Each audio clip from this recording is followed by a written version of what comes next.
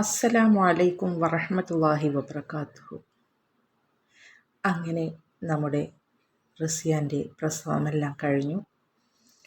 റൂമിലെത്തിയ ശേഷം വൈകുന്നേരമായപ്പോൾ ജമീലത്ത അലിഖാനോടും സൈനബത്തായോടും അതുപോലെ തന്നെ സെൽമോവിനോടും പറഞ്ഞു, ഇനിയിപ്പോൾ എല്ലാം കഴിഞ്ഞ് റാഹത്തായി. ഇനിയിപ്പോൾ നിങ്ങളുടെ ആവശ്യമൊന്നുമില്ല. അല്ലെങ്കിൽ ഒരു റൂമിൽ, ചെറിയൊരു റൂമാണ്, എല്ലാവരും കൂടി എവിടെ കിടക്കും? ഇനിയിപ്പോൾ ഇവിടെ ഞാനും റസാക്കും ഹാജറയൊക്കെ ഇല്ലേ? ഇനിയിപ്പോൾ നിങ്ങൾ വീട്ടിൽ പോയിക്കോളി. ഇനിയിപ്പോൾ നിങ്ങളുടെ ആവശ്യമൊന്നുമില്ല എന്ന് പറഞ്ഞു. അപ്പോൾ നമ്മുടെ സൈനബത്ത പറഞ്ഞു, അല്ല, സെൽമുവും അലിക്കയും പോയിക്കോട്ടെ, ഞാൻ റസിയമ്മയുടെ അടുത്ത് നിന്നോളാം. ഞാൻ ഇല്ലെങ്കിൽ അവൾക്ക് ശരിയാവില്ല എന്ന് പറഞ്ഞു. അപ്പം നമ്മുടെ ജമീലത്ത പറഞ്ഞു, എന്തിനാണ് ഇപ്പോൾ എല്ലാവരും കൂടി എവിടെ കിടക്കും? നിങ്ങളൊന്ന് ആലോചിച്ച് നോക്കി, ഈ ഒരു ചെറിയ റൂമിൽ നമ്മളെല്ലാവരും കൂടി എങ്ങനെ കിടക്കും? ഞങ്ങൾ ഇവിടെ ഉണ്ട്, നിങ്ങൾ വീട്ടിൽ പോയിക്കോളി എന്നെല്ലാം പറഞ്ഞു. അപ്പോൾ തന്നെ നമ്മുടെ സൈനബത്താക്കും അലിക്കാക്കും സെൽമുവിനും മനസ്സിലായി, ഇവരുടെ സ്വഭാവമൊന്നും മാറിയിട്ടില്ല. എല്ലാം ആ ഒരു കുഞ്ഞിനെ കയ്യിൽ കിട്ടാനുള്ള അടവായിരുന്നു, അതുവരെയുള്ള അഭിനയമായിരുന്നു, അല്ലാതെ ഇവർക്കൊരു മാറ്റവും വന്നിട്ടില്ല എന്നെല്ലാം വിചാരിച്ചു. അപ്പോൾ നമ്മുടെ സെൽമു എടുത്തടിച്ച പോലെ പറഞ്ഞു, അവൾക്കറിയാം ഇനി അവർ കുഞ്ഞിൻ്റെ കാര്യം മാത്രമേ ശ്രദ്ധിക്കുകയുള്ളൂ. റസിയാൻ്റെ കാര്യത്തിൽ ഒരു ശ്രദ്ധയും ഉണ്ടാവില്ല. കണ്ടില്ലേ, വന്ന ഉടനെ തന്നെ അവളോടുള്ള കൽപ്പിക്കലും എല്ലാം അവൾ കണ്ടതാണ്. അപ്പോൾ സെൽമു പറഞ്ഞു കഴിഞ്ഞാൽ പിന്നെ അവർക്ക് യാതൊരു മറുപടിയും ഉണ്ടാവില്ല. അവൾക്ക് മനസ്സിലായി, താൻ ഇവിടെ നിൽക്കണം, ഉമ്മയും ഉപ്പയും വീട്ടിൽ പോയാൽ വേണ്ടില്ല, താൻ ഇവിടെ നിൽക്കണം എന്നെല്ലാം വിചാരിച്ചുകൊണ്ട് അവൾ പറഞ്ഞു, അല്ല, അതെങ്ങനെ ശരിയാവും? റസിയാൻ്റെ കാര്യങ്ങളെല്ലാം നിങ്ങൾ കുഞ്ഞിൻ്റെ കാര്യമുള്ളൂ നോക്കുക, അത് ഞങ്ങൾക്ക് ഇത്ര നേരം കൊണ്ട് മനസ്സിലായി. ഇത്താൻ്റെ കാര്യത്തിൽ ഇത്താക്കൊരു ഭക്ഷണം എടുത്തു കൊടുക്കുക, അല്ലാതെ അവളെ കൊണ്ട് കഴിപ്പിക്കാനോ നിങ്ങൾക്ക് യാതൊരു കൂട്ടവുമില്ല. കുഞ്ഞിനെ എടുക്കടി, കുഞ്ഞിന് പാല് കൊടുക്കടി. ഇത് തന്നെയല്ലേ നിങ്ങൾ ഇത്ര നേരമായി കൊണ്ട് പറഞ്ഞുകൊണ്ടിരിക്കുന്നത്? അല്ലാതെ ഇത്താൻ്റെ കാര്യത്തിൽ എന്തെങ്കിലും ഒരു ശ്രദ്ധ നിങ്ങൾക്കുണ്ടോ? നിങ്ങളുടെ അടുത്ത് എങ്ങനെ എൻ്റെ ഇത്താനെ വിശ്വസിച്ച് ആക്കി ഞങ്ങൾ പോകും? അതുകൊണ്ട് ഒരു കാര്യം ചെയ്യാം, എൻ്റെ ഉമ്മാക്ക് എന്തായാലും പ്രഷറുള്ളത് കൊണ്ട് ഉമ്മാക്ക് ഉറക്കമൊഴിക്കാൻ കഴിയില്ല. അതുകൊണ്ട് ഉമ്മയും ഉപ്പയും വീട്ടിൽ പോട്ടെ. അതുപോലെ തന്നെ ഒരു ഉപകാരവുമില്ലാതെ കുഞ്ഞിനെ മടിയിൽ വെച്ച് വെറുതെ ഫോണിൽ തോണ്ടിയിരിക്കുന്ന നിങ്ങളുടെ ഒരു മകളില്ലേ, അവളും വീട്ടിൽ പോട്ടെ. അവളുടെ എന്താവശ്യമാണ് ഇവിടെ ഉള്ളത്? അതുകൊണ്ട് അവളും വീട്ടിൽ പോട്ടെ. ഇനി ഇവിടെ ഞാനും നിങ്ങളും അതുപോലെ തന്നെ അളിയനും മതി, ബാക്കിയുള്ളവരൊക്കെ വീട്ടിൽ പോട്ടെ. അതൊരു ന്യായമായ ആവശ്യമാണ്, അങ്ങനെ ചെയ്യുകയുള്ളൂ എന്നവൾ തറപ്പിച്ച് പറഞ്ഞപ്പോൾ പിന്നെ നമ്മുടെ ജമീലത്താക്ക് അതിനൊരു മറുപടിയും ഉണ്ടായില്ല. അവർക്കറിയാം സെൽമ പറഞ്ഞാൽ പറഞ്ഞതേ ചെയ്യുള്ളൂ എന്ന്. അവൾ ഒരടി അതിൽ നിന്ന് പിന്മാറില്ല എന്ന് അവൾക്കറിയാം. അതുകൊണ്ട് തന്നെ അവർ പറഞ്ഞു, എന്നാൽ പിന്നെ ഇനി അങ്ങനെ ചെയ്യാം, നിങ്ങളിവിടെ നിന്നിട്ടൊരാവശ്യമില്ല. സൈനബ, നീയും ഭർത്താവും അലിയും പോയിക്കോ, വീട്ടിൽ പോയിക്കോ. അതുപോലെ തന്നെ ഹാജറാനോട് പറഞ്ഞു, എടി പെണ്ണെ, നീയും കൊച്ചിനെയും കൊണ്ട് വീട്ടിൽ പോയിക്കോ, ഇവിടെ നിന്നിട്ട് ഒരു കാര്യവുമില്ല. ഈ ഒരു ചെറിയ റൂമിൽ എന്തായാലും എല്ലാവർക്കും കൂടി കിടക്കാൻ കഴിയില്ല. അതുകൊണ്ട് ഇവിടെ കടന്നാൽ നിനക്ക് ഉറക്കം ശരിയാവില്ല, നീയും വീട്ടിൽ പോയിക്കോ എന്ന് പറഞ്ഞു. അത് കേട്ടതും ഹാജറാക്ക് സമാധാനമായി. കാരണം അവൾക്കറിയാം, ഒരു ഹോസ്പിറ്റലിൽ നിന്ന് കഴിഞ്ഞാൽ എന്തെല്ലാം നമ്മൾ ജോലി ചെയ്യേണ്ടി വരും. പെണ്ണിനെയും കുട്ടിനെയും ഒക്കെ ചിലപ്പോൾ നമ്മൾ നോക്കേണ്ടി വരും. അതിൽ നിന്ന് രക്ഷപ്പെട്ടല്ലോ എന്ന് വിചാരിച്ച് അവളും പറഞ്ഞു, എന്നാൽ ഞാൻ വീട്ടിൽ പോയിക്കോളാം എന്ന് പറഞ്ഞു. അങ്ങനെ അവരെല്ലാവരും വീട്ടിൽ പോയി.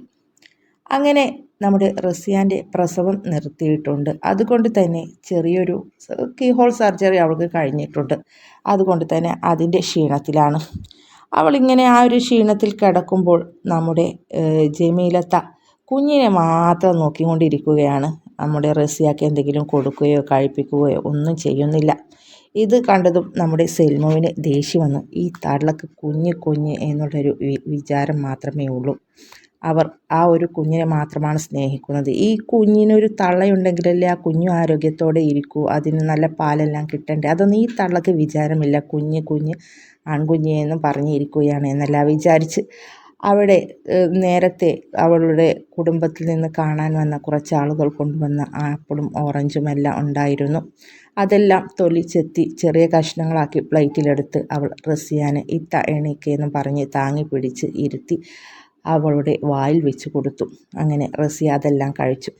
എന്തായാലും നമ്മുടെ സെൽമു അവിടെ ഉണ്ടായത് ഭാഗ്യം. അല്ലെങ്കിൽ റസിയ പട്ടിണി കിടന്ന് ഒരു വശത്തായനെ. ഈ തള്ളയാണെങ്കിൽ ജമീലത്തെയാണെങ്കിൽ വെറും കുഞ്ഞ് എന്നുള്ള ചിന്തയോടെ കുഞ്ഞിനെ ആദ്യമായി കാണുന്ന പോലെ അതിനെയും മടിയിൽ വെച്ച് ഇരിപ്പാണ്.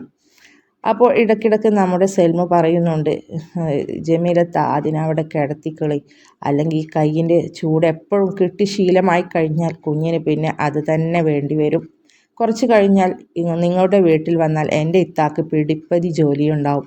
അപ്പോൾ ജോലിയൊന്നും കഴിഞ്ഞ് കുഞ്ഞിനെ അവിടെ ഇങ്ങനെ എടുത്ത് മടിയിലിരുത്തി കഴിഞ്ഞ് ശീലമാക്കിയാൽ ഈ ജോലിക്കിടയിൽ അതൊന്നും ശരിയാവില്ല. നിങ്ങൾ കുഞ്ഞിനെ അവിടെ കിടത്തി ശീലാക്ക്, കുഞ്ഞിന് ഉമ്മാൻ്റെ ചൂടല്ലേ കിട്ടേണ്ടത് എന്നെല്ലാം പറയുന്നുണ്ട് സെൽമു.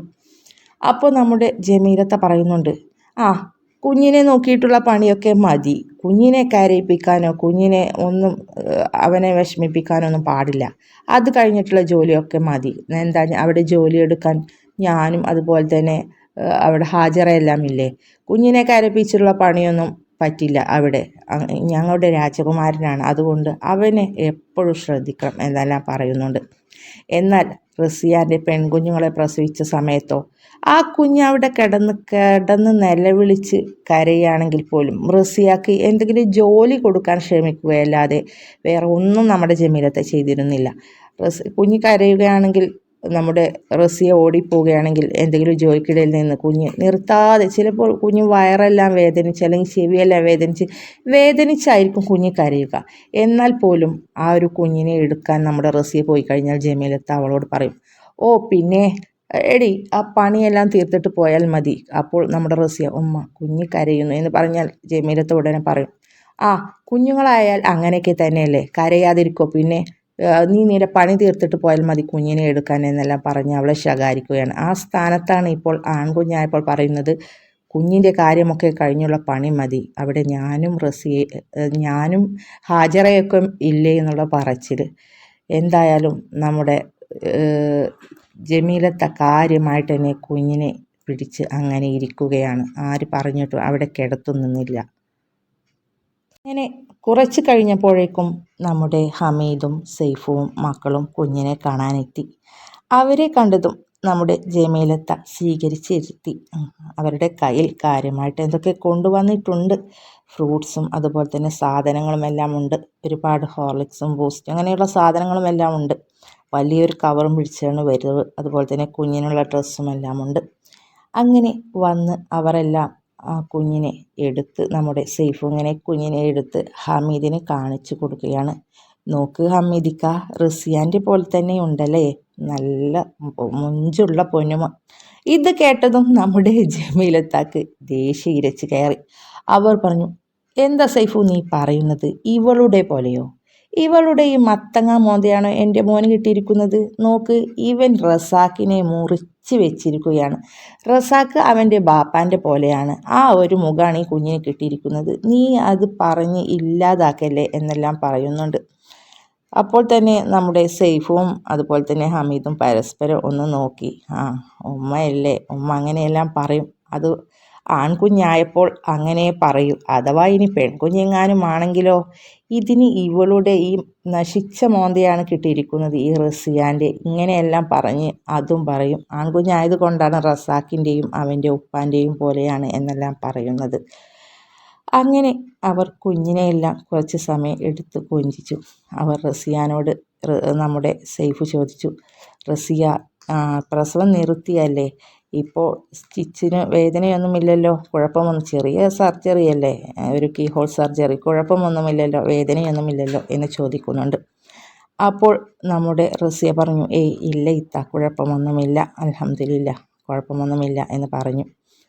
അപ്പോൾ നമ്മുടെ ജമീലത്ത് പറഞ്ഞു, അത് നിർത്തിയത് നന്നായി, ഏതായാലും 3 പെണ്ണ്, പിന്നെ അൽഹംദുലില്ലാ, അനുഗ്രഹം പോലെ നമുക്കൊരു രാജകുമാരനെ കിട്ടി. ഇനിയിപ്പോൾ എന്താ, ഇനിയും പെറ്റുകൂട്ടാൻ നിന്നാൽ ചിലപ്പോൾ അതൊക്കെ പെണ്ണായിരിക്കും, അതിലും നല്ലത് നിർത്തുക തന്നെയാണ്, അതുകൊണ്ട് അതങ്ങ് നിർത്തി, കഴിഞ്ഞ് കിട്ടി എന്നെല്ലാം പറയുന്നുണ്ട്. അങ്ങനെ എന്താണ് ഹമീദും നമ്മുടെ സെയ്ഫും യാത്ര പറഞ്ഞ് ഇറങ്ങുക. എന്നാൽ ഇനി ഞങ്ങൾ പോയി വരാം, ഇൻഷാ അല്ലാഹ് വീട്ടിൽ വന്നിട്ട് ഇനി കാണാൻ വരണ്ട് എന്നെല്ലാം പറഞ്ഞ് അവർ യാത്ര പറഞ്ഞ് ഇറങ്ങി. അങ്ങനെ രാത്രിയായി. കുഞ്ഞ് നല്ല കരച്ചിലാണ്. റസിയാക്കാണെങ്കിൽ ഉറങ്ങാൻ കഴിയുന്നില്ല. അവൾക്ക് ക്ഷീണമുണ്ട്. ചെറിയൊരു സർജറി കഴിഞ്ഞു. അതുപോലെ തന്നെ പ്രസവം കഴിഞ്ഞ ക്ഷീണമുണ്ട്. അവളിങ്ങനെ ഉറങ്ങുകയാണ്. പാലെല്ലാം കൊടുത്തിട്ടും വീണ്ടും കുഞ്ഞ് കരയുകയാണ്. അപ്പോൾ നമ്മുടെ ജമീലത്ത, എടി റസിയ, കുഞ്ഞിന് കുറച്ചുകൂടി പാല് കൊടുക്കടി, അത് ഭയങ്കര കരച്ചിലാണ്, എണീക്കടി എന്നെല്ലാം പറഞ്ഞ് എണീപ്പിക്കാൻ ശ്രമിക്കുന്നുണ്ട്. സാധാരണ കുഞ്ഞുങ്ങളെ കരച്ചിൽ കേട്ടാൽ ജമീലത്ത പറയുന്നത് നമുക്കറിയാമല്ലോ. എടി, ആ കുരുത്തം കേട്ടതിൻ്റെ ആ ഒരു ഇത്ര ചെറിയ ശരീരമാണെങ്കിലും എന്താണ് അതിൻ്റെ ഒരു ശബ്ദം, അതിൻ്റെ വായിൽ വല്ല തുണിയും വെച്ച് കുത്തി തിരുകി കൊടുക്കടി എന്ന് പറയുന്ന ആളാണ്. ആൺകുഞ്ഞായത് കൊണ്ടായിരിക്കാം മിണ്ടാതിരിക്കുന്നത്. അവളെ ഇങ്ങനെ കുലുക്കി വിളിക്കുന്നുണ്ട്. നമ്മുടെ സെൽമോ വന്ന് ഇത്ത ഒന്നുകൂടി പാല് കൊടുത്ത് നോക്ക്, കുഞ്ഞ് ഭയങ്കര കരച്ചിലാണല്ലോ എന്ന് പറയുന്നുണ്ട്. അപ്പോൾ നമ്മുടെ റസിയ പറഞ്ഞു, ഇപ്പോൾ കൊടുത്ത് കിടത്തിയിട്ടുള്ളൂ സെൽമോ, അത് വിശന്നിട്ടൊന്നും ആവില്ല, അതിപ്പോൾ ഇന്നാണ് പ്രസവം കഴിഞ്ഞതല്ലേ ഉള്ളൂ, ചെറിയ കുഞ്ഞുങ്ങൾക്ക് ഉണ്ടാവുന്നത് തന്നെയല്ലേ എന്ന് പറയുന്നുണ്ട്. എന്നാലും നീ ഒന്നുകൂടി പാല് കൊടുത്ത് നോക്ക് എന്ന് പറഞ്ഞു. അങ്ങനെ ഒന്നുകൂടി കുഞ്ഞിന് പാല് കൊടുത്തു റസിയ. പക്ഷേ കുഞ്ഞ് കരച്ചിൽ നിർത്തുന്നില്ല. അപ്പോൾ നമ്മുടെ സെൽമോ കുഞ്ഞിനെ എടുത്ത് ഒരു താരാട്ട് പാടുകയാണ്. ഇലാഹ ഇല്ലല്ലാഹ്, ലാ ഇലാഹ ഇല്ലല്ലാഹ്, ലാ ഇലാഹ ഇല്ലല്ലാഹു മുഹമ്മദുർ റസൂലുള്ളാഹ്.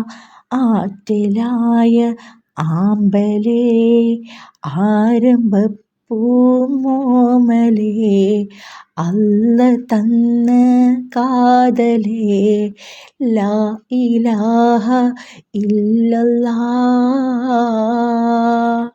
എന്നും മധുരമായ രീതിയിൽ താരാട്ട് പാടിക്കൊണ്ട് നമ്മുടെ സെൽമു കുഞ്ഞിനെ തോളിലിട്ട് ഇങ്ങനെ ഉറക്കാൻ ശ്രമിക്കുകയാണ്. എന്നാൽ കുഞ്ഞ് പിന്നെയും കിടന്ന് കരയുകയാണ്. അത് കേട്ട് നമ്മുടെ ജമീലത്ത പറയുന്നുണ്ട്, എടിപ്പെണ്ണെ, നീ ഇങ്ങനെ താരാട്ടൊക്കെ പാടി ഉറക്കിയിട്ട് കുഞ്ഞിങ്ങനെ ഉറങ്ങിയിട്ട് ഇങ്ങോട്ട് തന്ന ആ കുഞ്ഞിനെ പകല് കാണാൻ വന്ന ആളുകൾ മുഴുവൻ കണ്ട് അതിന് വല്ല കണ്ണീറും പറ്റിയിട്ടുണ്ടാവും. ഇനി വീട്ടിലാണെങ്കിൽ കുറച്ച് ഉപ്പും മുളകൊക്കെ കൂട്ടി ഒഴിഞ്ഞിട്ടായിരുന്നു. ഈ പടച്ച റബ്ബേ, ഇനിയിപ്പോൾ ഇവിടുന്ന് എന്താണ് ഞാൻ ചെയ്യുക എന്നെല്ലാം വിചാരിച്ചുകൊണ്ട് കുപ്പിയിൽ കൊടുന്ന് കുറച്ച് നെയ്യെല്ലാം തേച്ച് പുരട്ടി കൊടുക്കുന്നുണ്ട്.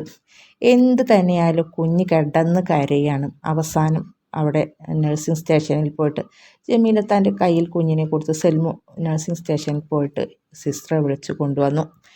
സിസ്റ്റർ വന്നതും കുഞ്ഞ് കിടന്ന് കരയാണ്. കുഞ്ഞിനെ സിസ്റ്റർ കയ്യിൽ വാങ്ങി തോളിലിട്ട് ഒന്ന് ഇങ്ങനെ പുറത്തിട്ട് ഇങ്ങനെ മുതുകിൽ തട്ടി കൊടുത്തു.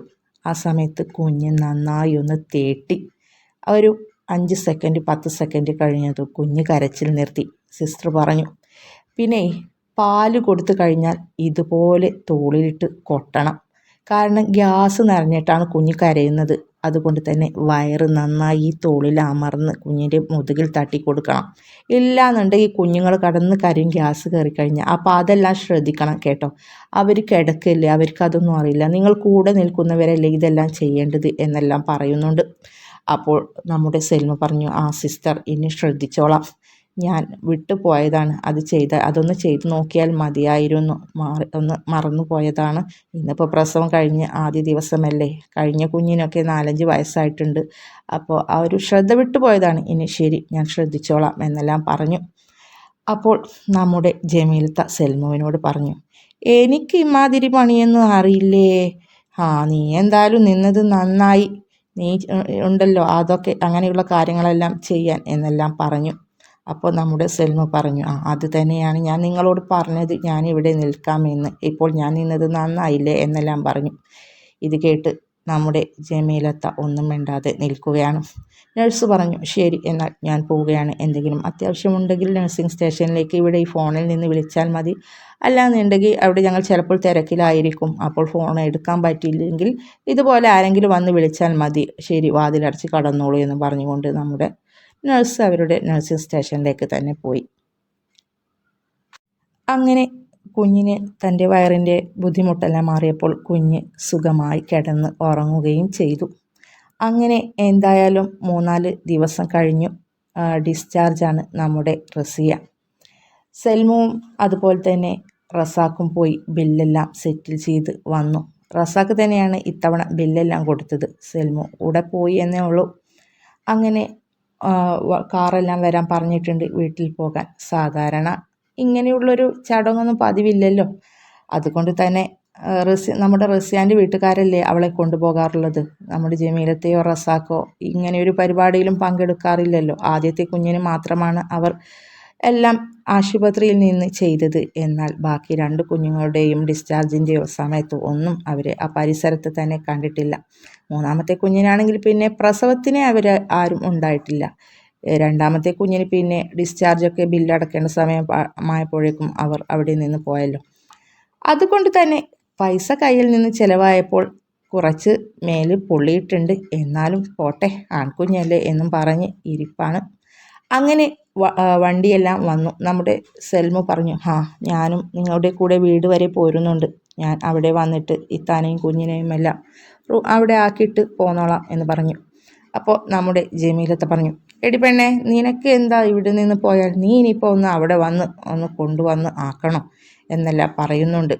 സാധാരണ 3 പ്രസവം നമ്മുടെ റസിയാൻ്റെ വീട്ടിൽ തന്നെ ആയിരുന്നു. അവർ ചോദിക്കുകയും ചെയ്തതാണ് റസിയാനെയും കുഞ്ഞിനെയും കൊണ്ടുപോട്ടെ എന്ന്. എന്നാൽ ജമീലത്തെ സമ്മതിക്കുന്നേ ഇല്ല. ജമീലത്തെ പറഞ്ഞു, അതേ, ഞങ്ങളുടെ രാജകുമാരനെ അങ്ങോട്ട് തന്നാൽ ശരിയാവില്ല. അവൻ ഞങ്ങളുടെ കൂടെയാണ് വളരേണ്ടത്. അത് ശരിയാവില്ല. അവൾ അവിടെ നിൽക്കട്ടെ. എന്താ പിന്നെ നിങ്ങൾക്ക് ഒരു വിശ്വാസമില്ലായ്മ? ഞാൻ നോക്കില്ല എന്ന് കരുതിയിട്ടാണോ? പിന്നെ ഞാൻ നോക്കും. എൻ്റെ ചെറുക്കനെ, ഞങ്ങളുടെ രാജകുമാരന് പാലൊക്കെ നേരെ കിട്ടണമെന്നുണ്ടെങ്കിൽ പിന്നെ അവളെ നോക്കണ്ടേ. അതുകൊണ്ട് നിങ്ങൾ അതൊന്നും പേടിക്കണ്ട. നീ അവിടെ കൊടുന്ന് വിട്ടിട്ട് അപ്പോൾ തന്നെ നീ പോയിക്കോ എന്നെല്ലാം പറയുന്നുണ്ട്. അങ്ങനെ എന്തായാലും അവർക്ക് വീട്ടിൽ പോകാനുള്ള കാറെല്ലാം വന്നു. കാറിലൊക്കെയാണ് പോക്ക്. രാജകുമാരനല്ലേ, പല്ലക്കിൽ എഴുന്നള്ളിച്ച് കൊണ്ടുപോകുന്നത് പോലെ കാറിൽ തന്നെ അങ്ങ് കൊണ്ടുപോകാമെന്ന് കരുതി. രാജകുമാരനായതുകൊണ്ട്. സാധാരണ നമ്മുടെ പെൺകുഞ്ഞെല്ലാം വല്ലതും ആയിരുന്നെങ്കിൽ ഓട്ടോയിലായിരിക്കും മിക്കവാറും നമ്മുടെ ജമീലത്തെയും റസാക്കും കൊണ്ടുപോവുക. ഇതിപ്പോൾ രാജകുമാരനായതുകൊണ്ട് കാറെല്ലാം വിളിച്ചിട്ടുണ്ട്. അങ്ങനെ എന്തായാലും അവർ വീട്ടിലെത്തി. അവരെ കണ്ടതും നമ്മുടെ ഹാജറാൻ്റെ ചെറുക്കൻ ഹായ് കുഞ്ഞാവ വന്നു എന്നെല്ലാം പറഞ്ഞ് ഓടി വരുന്നുണ്ട്. അതുപോലെ തന്നെ സ്വത്തും മിന്നുവും മാമിക്കുട്ടിയും പറയുന്നുണ്ട്, കുഞ്ഞാവേ നമുക്ക് നമ്മുടെ വീടെത്തി, നമ്മുടെ റൂമിൽ പോണ്ടേ എന്നെല്ലാം പറഞ്ഞുകൊണ്ട് എല്ലാവരും നമ്മുടെ റസിയാൻ്റെ റൂമിലെത്തി. അപ്പോഴേക്കും ഹാജറാനോട് നമ്മുടെ ജമീലത്ത റൂമെല്ലാം വിരിച്ച് ശരിയാക്കി ഇടാൻ പറഞ്ഞു. തൊട്ടിലെല്ലാം കെട്ടടി എന്നെല്ലാം പറഞ്ഞുകൊണ്ട് അതെല്ലാം അവൾ റെഡിയാക്കി ഇട്ടിട്ടുണ്ട്. അങ്ങനെ നമ്മുടെ റസിയാനെ റൂമിലാക്കി. അങ്ങനെ നമ്മുടെ സെൽമു അവിടെ നിന്ന് യാത്ര പറഞ്ഞ് അവൾ വീട്ടിലേക്ക് പോയി. അങ്ങനെ വീട്ടിൽ നമ്മുടെ സെൽമുവിനെയും കാത്തിരിപ്പാണ്. അലിക്കയും നമ്മുടെ സൈനബത്തെയും അവളെ കണ്ടതും അവർ ചോദിച്ചു, എന്താ മോളെ എന്താണ് അവളെ വീട്ടിലൊക്കെ ആക്കിയില്ലേ റസിയ മോളെ, എന്താണ് ഹോസ്പിറ്റലിലെയും വീട്ടിലെയും ഒക്കെ വിശേഷങ്ങൾ എന്ന് ചോദിച്ചു. അപ്പോൾ നമ്മുടെ സെൽമ പറഞ്ഞു, എന്താവാൻ, ഞാൻ അവിടെ ഉള്ളത് കൊണ്ട് റസിയാൻ്റെ കാര്യമെല്ലാം നന്നായി ശ്രദ്ധിക്കാൻ കഴിഞ്ഞു. ഇനി എന്താവും നാവോ, അവർ നോക്കിയാൽ മതിയായിരുന്നു. ആ തള്ളയാണെങ്കിൽ മിക്ക സമയവും കുഞ്ഞ് എന്ന് പറഞ്ഞുകൊണ്ട് കുഞ്ഞിനെ മാത്രമേ പിടിച്ചിരിക്കുള്ളൂ. റസിയാൻ്റെ ഒരു കാര്യവും ശ്രദ്ധിക്കുന്നുണ്ടായിരുന്നില്ല. ഇനിയിപ്പോൾ ഞാനവിടെ ഉള്ളത് കൊണ്ടോ എന്തോ വല്ലതും ആണെന്നറിയില്ല, അവർ കുഞ്ഞ് പറഞ്ഞ് നടക്കുകയാണ്. ഇനിയിപ്പോൾ നമ്മുടെ വീട്ടിലാണെങ്കിൽ നമുക്ക് റസിയാനെ നേരെ പൊന്നു പോലെ നോക്കായിരുന്നു. ഇനിയിപ്പോൾ അവിടെയല്ലേ, എന്താവും എന്നറിയില്ല. അപ്പോൾ നമ്മുടെ സൈനബത്തെയും അലിക്കയും പറഞ്ഞു, പഠിച്ചവനെ എൻ്റെ കുട്ടിനെ അവർ നന്നായി നോക്കിയാൽ മതിയായിരുന്നു. അപ്പോൾ നമ്മുടെ സൽമ പറഞ്ഞു, ഉമ്മ ഉപ്പ വിഷമിക്കണ്ട, മിക്കവാറും അവൾക്ക് നന്നായി എല്ലാം ചെയ്തു കൊടുക്കുന്നുണ്ടാവും. കാരണം അവർ കുഞ്ഞിനെ എടുത്ത് ശീലമാക്കണ്ട എന്ന് ഞാൻ പറഞ്ഞപ്പോൾ എന്നോട് പറഞ്ഞത് കുഞ്ഞിൻ്റെ കാര്യമൊക്കെ നോക്കിയിട്ടുള്ള പണി മതി. അതുപോലെ തന്നെ അവളുടെ കാര്യം ശ്രദ്ധിക്കുന്നുണ്ടാവും. കാരണം കുഞ്ഞിന് നല്ല ആരോഗ്യം കിട്ടണമെന്നുണ്ടെങ്കിൽ റസിയാക്ക് നല്ല ഭക്ഷണമെല്ലാം ചെന്ന് അവൾക്ക് പാലും എല്ലാം വേണ്ടേ. അതുകൊണ്ട് അവർ ആൺകുഞ്ഞായതുകൊണ്ട് മിക്കവാറും അവളുടെ കാര്യങ്ങളെല്ലാം നോക്കുമായിരിക്കും എന്ന് വിചാരിക്കാം. നമുക്കതിന് പ്രാർത്ഥിക്കാം എന്നെല്ലാം പറയുന്നുണ്ട്. അപ്പോൾ നമ്മുടെ സൈനബത്തെയും മലിക്കയും പറഞ്ഞു, അങ്ങനെ ആവട്ടെ, നമുക്ക് അങ്ങനെ ആശ്വസിക്കാം എന്നെല്ലാം പറഞ്ഞു. അങ്ങനെ കുഞ്ഞിന് പണ്ടം കെട്ടുന്ന ചടങ്ങാണ്. നമ്മുടെ റസിയാൻ്റെ വീട്ടിൽ നിന്ന് അലിക്കയും സൈനബത്തെയും അതുപോലെ സെൽമവും എത്തിയിട്ടുണ്ട്. ഹമീദും ഭാര്യ സൈഫും മക്കളും എത്തിയിട്ടുണ്ട്. പിന്നെ റസാക്കിൻ്റെ വീട്ടുകാരും. അങ്ങനെ ഓരോരുത്തരായി കുഞ്ഞിന് പണ്ടമിടാൻ തുടങ്ങിയിട്ടുണ്ട്. ആദ്യം ഒരു കറുത്ത ചരട് നമ്മുടെ ജമീലത്ത കുഞ്ഞിൻ്റെ അരയിൽ കെട്ടിക്കൊടുത്തു. അതിൻ്റെ ശേഷം അവർ തന്നെ കുഞ്ഞിന് കഴുത്തിൽ ഒരു സ്വർണ്ണ ചെയിൻ ഇട്ട് കൊടുത്തു. പിന്നെ നമ്മുടെ ഹാജറാൻ്റെ ഊഴമാണ് അടുത്തത്. അവൾ 2 കൈകളിലും ചെറിയ ഓരോ വളകൾ ഇട്ട് കൊടുത്തു. പിന്നെ നമ്മുടെ ഹമീദും സൈഫും അരയിലേക്ക് നല്ല ഒരു അരഞ്ഞാണമാണ് ഇട്ട് കൊടുത്തത്. പിന്നെയുള്ള ഇത് കാലിന്മേലാണ്. അത് നമ്മുടെ റസിയാൻ്റെ വീട്ടുകാർ കൊണ്ടുവന്നിട്ടുണ്ട്. അത് വാങ്ങിച്ചത് നമ്മുടെ സെൽമുവിൻ്റെ മുതലാളിയുടെ കയ്യിൽ നിന്ന് കുറച്ച് കാശ് അഡ്വാൻസ് ആയിട്ട് വാങ്ങിയിട്ട്, അങ്ങനെ അവളുടെ സാലറി അഡ്വാൻസ് വാങ്ങിയിട്ട് അങ്ങനെയാണ് അത് വാങ്ങിച്ചത്. ഇപ്പോൾ സ്വർണത്തിൻ്റെ വിലയെല്ലാം അറിയാമല്ലോ അല്ലേ? അതുകൊണ്ട് സാധാരണക്കാരായ ഒരാൾക്കൊന്നും അത്ര കൂടുതലൊന്നും സ്വർണം വാങ്ങിക്കാൻ കഴിയാറില്ല. എന്നാലും ഇനി ഉള്ളത് മാന്യമര്യാദക്ക് ആയിക്കോട്ടെ എന്ന് കരുതി അവർ 1 പവൻ്റെ ഒരു തണ്ടയാണ് എടുത്തത്. അത് സെൽമു അണിയിച്ചതിന് ശേഷം നമ്മുടെ സൈനബത്തയാണ് അണിയിക്കാൻ നമ്മുടെ സെൽമു പറഞ്ഞത് സൈനബത്തയോട്. പക്ഷേ സൈനബത്ത പറഞ്ഞു, മോളെ എൻ്റെ കയ്യിന് ചെറിയൊരു വിറയലുണ്ട്, അതുകൊണ്ട് മോള് തന്നെ ഇട്ട് കൊടുത്തോ, മോളിട്ടാൽ മതി എന്ന് പറഞ്ഞു അവളുടെ കയ്യിൽ കൊടുത്ത്. അങ്ങനെ അവളാണ് അത് ഇട്ടത്. അത് അവൾ അണിയിച്ച ശേഷം നമ്മുടെ ജമീലത്ത അതിൽ തന്നെ ഇങ്ങനെ പിടിച്ച് നോക്കുന്നുണ്ട്. കനം കുറവാണല്ലോ, ഇത് എത്രയുണ്ട് തൂക്കം, 1/4 പവന 1/2 പവന എന്നെല്ലാം ചോദിക്കുന്നുണ്ട്. ഇത് കേട്ടത് നമ്മുടെ സെൽമുവിനിങ്ങനെ ദേഷ്യം വന്നു. അവൾ പറഞ്ഞു, അത് കാലും അരയും ഒന്നുമല്ല എൻ്റെ ജമീലത്ത, 1 പവൻ തികച്ചുണ്ട്. ഇനി നിങ്ങൾക്ക് സംശയമുണ്ടെങ്കിൽ തട്ടാൻ്റെ അടുത്ത് കൊണ്ടുപോയി തൂക്കിച്ചു നോക്കിക്കോ, അപ്പോഴറിയാലോ അത് എത്രയാണ് ഉള്ളത് എന്ന്. അപ്പോൾ നമ്മുടെ ജമീലത്ത മുഖം ഇങ്ങനെ ചുളിച്ചുകൊണ്ട് ഞാനൊന്നും പറഞ്ഞില്ലേ എന്ന് പറയുന്നുണ്ട്. അപ്പോൾ നമ്മുടെ ഹമീദ് ചോദിക്കുന്നുണ്ട്, അല്ലെങ്കിൽ ഉമ്മ, നിങ്ങൾക്ക് ഇപ്പോൾ അത് ചോദിക്കേണ്ട വല്ല കാര്യവുമുണ്ടോ? ഇങ്ങനെ ഒരു പരിപാടി നടക്കുമ്പോൾ എല്ലാവരും അണിയിച്ചില്ലേ, അതിൻ്റെ ഒന്നും തൂക്കം ആരും ചോദിച്ചില്ലല്ലോ. റസിയാൻ്റെ വീട്ടുകാർ അണിയിച്ചതിൻ്റെ തൂക്കം എന്തിനാ നിങ്ങൾ ചോദിക്കുന്നത് എന്നെല്ലാം പറയുന്നുണ്ട്. ഇതും കൂടി ആയപ്പോൾ ജമീലത്താക്ക് വയറു നിറഞ്ഞു എന്തായാലും. അതിൻ്റെ ശേഷം നല്ലൊരു ബിരിയാണിയും എല്ലാം ഉണ്ടായി. അങ്ങനെ കുഞ്ഞിൻ്റെ പണ്ടം കെട്ട് ചടങ്ങ് വളരെ ഭംഗിയായി അങ്ങനെ കഴിഞ്ഞു.